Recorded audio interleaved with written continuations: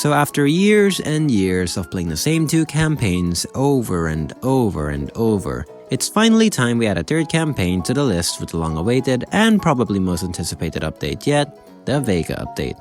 It came out quite a few days ago, and boy oh boy do I have quite a few things to talk about. Now keep in mind, this isn't the full Vega update just yet, it's only part 1 of several updates still to come. I did consider waiting for all the updates to come out, but I already have quite a lot of things to say about this update. So think of this video as a quick rundown to get you up to date on the latest changes and my thoughts. And chances are, I'll be making more videos once the rest of the updates drop. So to not waste time, let's start off with what we've all really been waiting for, the Vegan campaign. If you've watched my Centaura retrospective video, you'll know the game has been stuck with just 2 campaigns for about 2 years. This update finally introduces the 3rd chronological campaign, the Vegan campaign, and with it, one beautiful new map with 3 more coming in the future updates, that map being Murus Plateau. This map has easily gone up there as one of my favorite Centaura maps of all time, within just a few playthroughs, and if you haven't played it yet, go try it out yourself. I won't spoil it for you, it's just pure spectacle. And you know, come back and watch this video after you're done. Anyways, as these videos usually go, we'll start with a bit of lore. The Vegan campaign picks up right where the Aquilan campaign left off, with Antares on a winning streak after defeating Cetus and Aquila, and now setting its sights on Vega. Previously, Vega had been pretty cautious of its neighbor Aquila, so they built an extensive line of fortifications across Murus Plateau. Little did they know, it would not be Aquila, but Antares invading them. That's where we pick off with the map Murus Plateau. Being one of the fortifications, Antares has to break to continue their advance. If this sounds familiar, it's because it's exactly what the Antarians already went through in Roland's Prairie against Aquila. And I have no idea if this was intentional, but both these maps have the same exact game mode structure, with a breakthrough style game mode ending with a domination style game mode.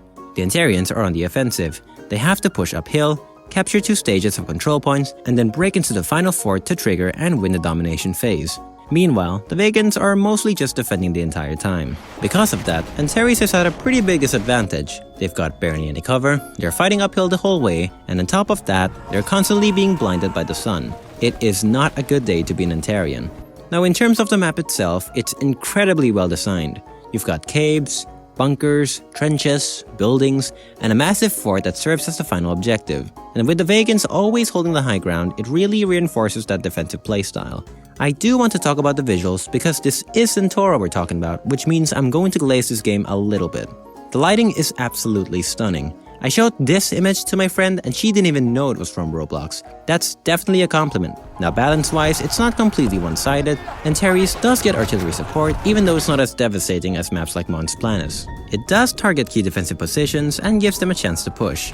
That said, there are definitely moments where the Vegans can just sit back and snipe with little to no retaliation. If you join a Murus Plateau game right now, chances are you're gonna see these guys, and I confess, I am one of them. It's just so easy to play this way, so thank God there's bullet spread.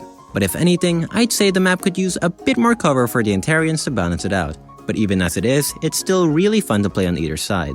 That's really all I have to say about Murus Plateau. I don't want to go over every single detail about the map like I did my retrospective video, not only because it would be very boring, but because I want you guys to try and play the map yourself. So I'll go over the other changes, the most notable one being the new class, the Gunner.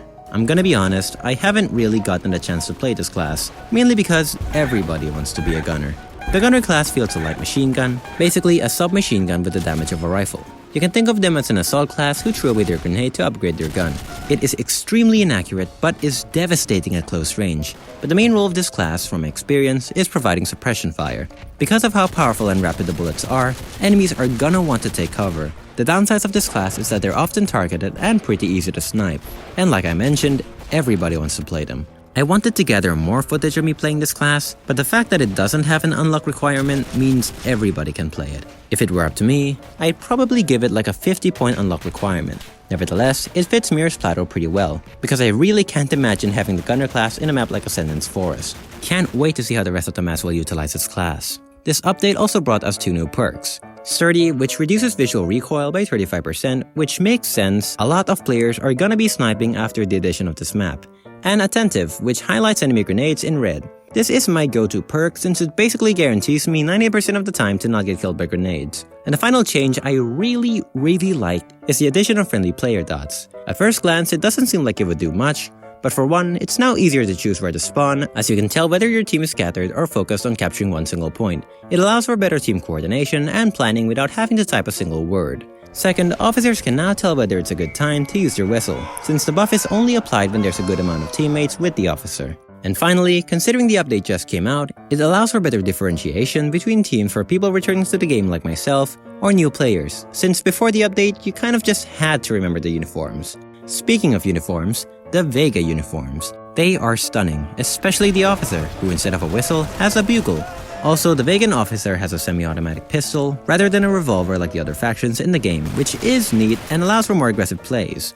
Overall, all these changes bring us quite a good start to the updates to come, as newer players are sticking around and returning players are revisiting the game, resulting in Centaura reaching nearly 2,000 concurrent players a few days after the update came out. That's nearly triple its usual, and it gives me hope that the devs will definitely be working hard on the next one.